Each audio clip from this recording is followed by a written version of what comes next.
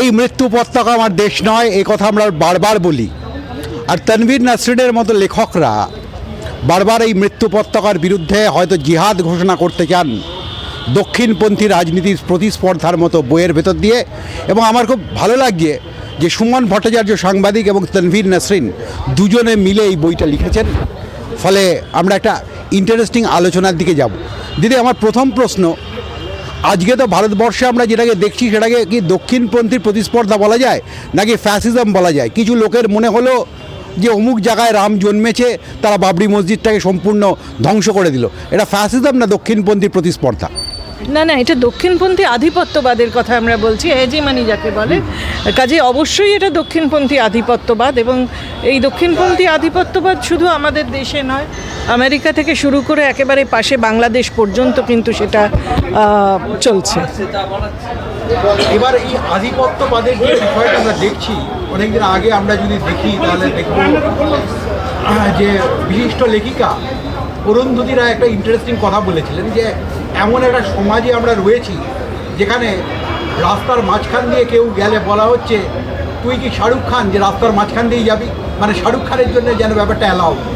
এবং আজকে দেখছি যাদের কাছে পুঁজি রয়েছে দে ক্যান মেক এভরিথিং। এখনও আমাদের বলতে হচ্ছে পশ্চিমবঙ্গে দাঁড়িয়ে উই ওয়ান্ট জাস্টিস। তাহলে দক্ষিণপন্থী আধিপত্য তো একটা রাজনৈতিক জায়গা হিসেবে তৈরি, এটা এসেনশিয়ালি একটা রাজনৈতিক আইডিওলজি। দক্ষিণপন্থা হচ্ছে নাকি যে ক্ষমতায় রয়েছে? না না না না, তা নয়। দক্ষিণপন্থা তো আসলেই একটা রাজনৈতিক আধিপত্য বা একটা আইডিওলজি, একটা রাজনৈতিক আইডিওলজি, একটা রাজনৈতিক চিন্তন। এবং সেই রাজনৈতিক চিন্তন যখন আধিপত্যবাদের আকার নেয় তখন সেটাকে কিভাবে মোকাবিলা করা সম্ভব সেই নিয়ে আমরা আলোচনা করছি।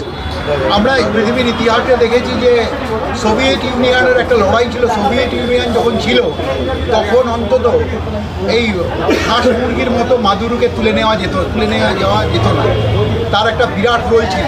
তাহলে বিশ্বজুড়ে বামপন্থী রাজনীতির যে অধোগতি, দেখুন অতীতে কি হয়েছে সেটা নিয়ে তো খুব মানে ভবিষ্যতের ইতিহাস নিয়ে আলোচনা করা যায় না।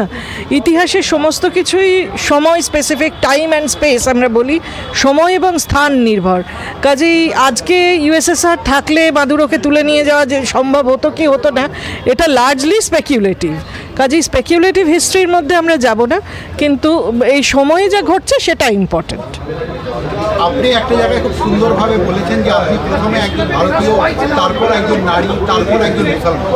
তাহলে এই যে ভারতীয় জীবনে একজন মুসলমান নারী, আমরা রোকেয়া সরকারকে দেখেছি, আরও অনেককে দেখেছি যারা কিনা ভারতীয় জীবন এবং ভারতীয় মুসলমান এবং সার্বিকভাবে নারীর যে লড়াই সেটাকে তুলে ধরতেন। আপনার কাছে আজকে ভারতীয় মুসলমান নারী হিসেবে সবচেয়ে চ্যালেঞ্জের জায়গাটা কী? দেখুন, ভারতীয়ত্ব নিয়ে তো কোনো সংশয় নেই, এ নিয়ে কোনো প্রশ্নও নেই। এটা কখনো চ্যালেঞ্জের মুখে পড়লে আমরা আমাদের সর্বস্ব পণ করে সেই লড়াই লড়ে থাকি। কিন্তু ঘরে বাইরে নারী এবং সম্প্রদায়গত পরিচিতির মুসলমান হিসেবে, এবং সেটাও তো কোনো হোমোজিনিয়াস পরিচিতি নয়।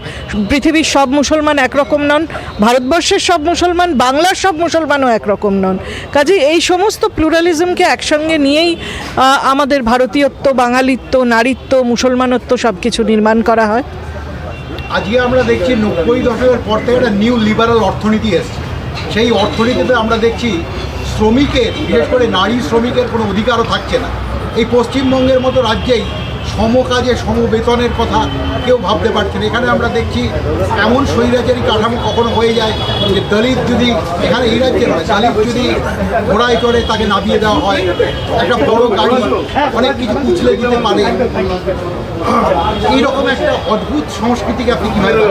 এটা পশ্চিমবঙ্গে কখনো ঘটেনি, কিন্তু ভারতবর্ষের অন্যত্র আমরা দেখতে পাচ্ছি যে দলিত সমকাজে সমবেতনের ব্যাপারটা এখন আসেনি। সমকাজে সমবেতন এটা কনস্টিটিউশনাল রাইট, এটা সবাইকে মানে আক্ষরিকভাবে সবাইকে দিতে বাধ্য। কাজেই এটা যদি কোথাও চ্যালেঞ্জ হয়ে থাকে যে সমকাজে সমবেতন পাচ্ছেন না, সেটা তিনি আইনের দ্বারস্থ হলে অবশ্যই সুবিচার পাবেন। এটা আইনের সমান অধিকারের প্রশ্ন। সমকাজে সমবেতন এটা সংবিধান স্বীকৃত একটা অধিকার। সুমন ভট্টাচার্য আর আপনি দুজনে মিলে বইটা লিখেছেন। বইটা লেখার সময় কোনো সবচেয়ে তাত্ত্বিক কোনো দ্বন্দ্ব কি আপনাদের সামনে এসেছিল, যে দ্বন্দ্বটা এই লেখাকে ভীষণভাবে না, কোনো দ্বন্দ্ব নেই। আমরা চিন্তনের দিক থেকে আমরা একরকমই ভাবনা করি। ধন্যবাদ।